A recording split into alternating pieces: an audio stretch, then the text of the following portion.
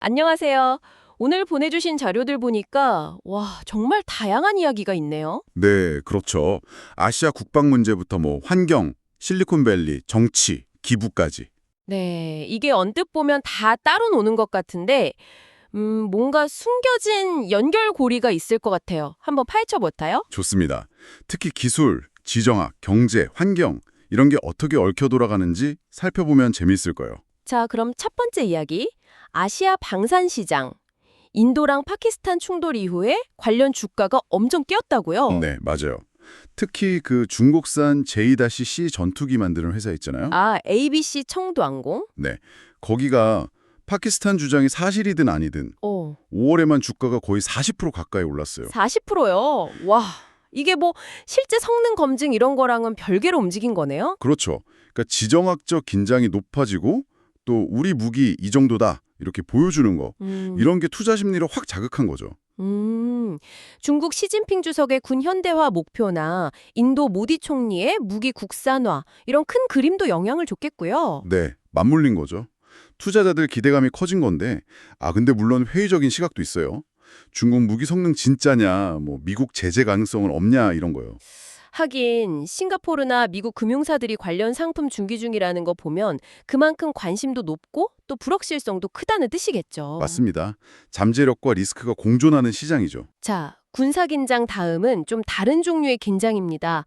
인도네시아 빈탄섬 근처요. 그 휴양지요? 네, 싱가포르 사람들이 많이 가는 곳인데 여기에 중국 회사가 대규모 산업단지를 짓겠다고 해서 시끄럽다고요? 네, 난샨 그룹이라고 알루미늄 회사인데 재련소에 정유 공장까지 엄청 크게 짓는 거죠. 아니, 평화로운 휴양지 옆에 그런 걸 짓는다고요? 그럼 리조트 운영자들이나 환경단체들은 가만히 있지 않을 텐데요? 당연히 반발이 크죠.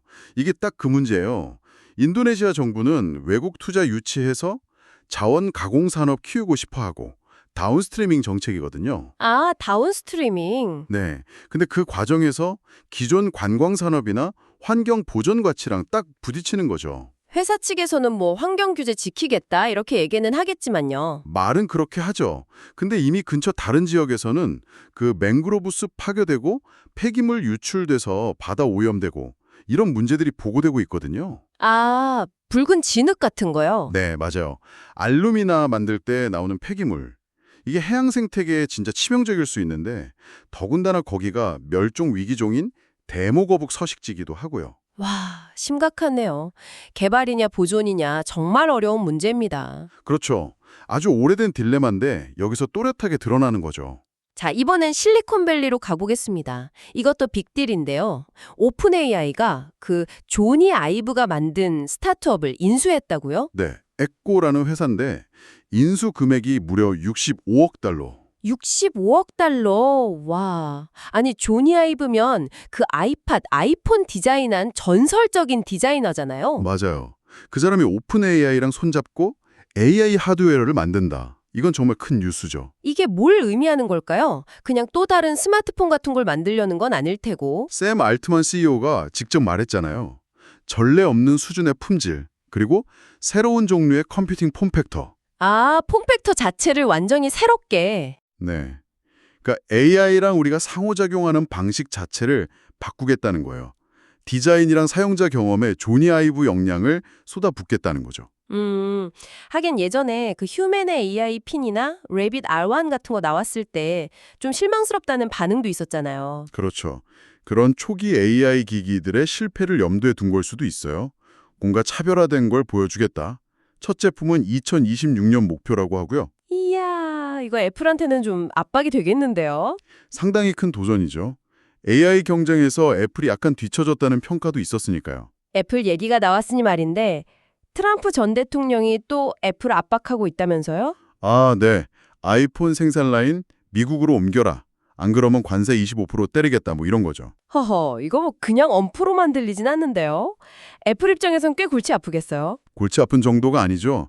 현실적으로 미국 안의 아이폰 같은 복잡한 걸 대량 생산할 기반이 부족하거든요. 공급망이나 숙련 노동자나. 그럼 미국에서 만들면 가격이 엄청 오르겠네요? 분석가들은 대당 수천 달러까지 오를 수 있다고 봐요. 소비자 가격이요. 수천 달러요? 근데 좀 아이러니한 건 애플이 중국 의존도 줄이려고 인도 같은 데로 생산기지 옮기고 있잖아요. 네, 그렇죠. 근데 그게 오히려 트럼프의 미국 우선주의를 더 자극한 측면도 있다는 거예요. 허허, 정치적인 압박이랑 글로벌 공급망 현실 사이에서 애플 고민이 깊겠네요. 네, 셈법이 아주 복잡해졌죠.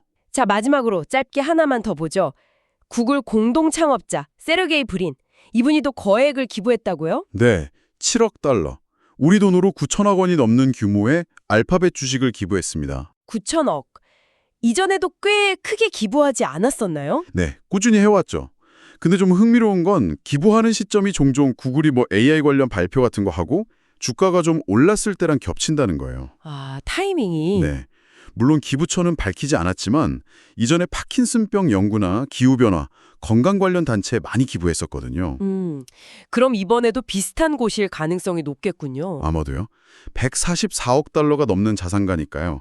그 일부를 어떻게 사회에 환원하는지 보여주는 사례죠. 자, 오늘 정말 다양한 이슈들을 쭉 훑어봤습니다.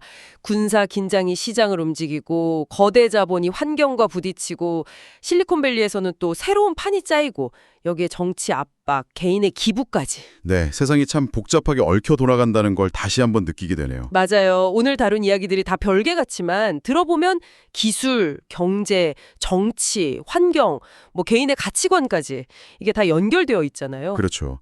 이 연결고리를 보려는 노력이 중요한 것 같습니다. 세상을 좀 더 깊이 이해하는 데 도움이 되고요. 오늘 이야기를 들으시면서 당신은 어떤 점이 가장 흥미로우셨나요? 아니면 이건 좀 더 알고 싶다 이런 질문이 혹시 생기셨는지요? 예를 들면 조니 아이브란 오픈 AI가 만들 그 새로운 기기. 과연 우리 디지털 생활을 정말 확 바꿀 수 있을까요? 아니면 그 인도네시아 사례처럼 개발과 보존이라는 이 오래된 문제 속에서 지속 가능한 미래를 위한 답은 어디에 있을지 이런 질문들을 한번 곱씹어보는 것도 좋지 않을까 싶습니다.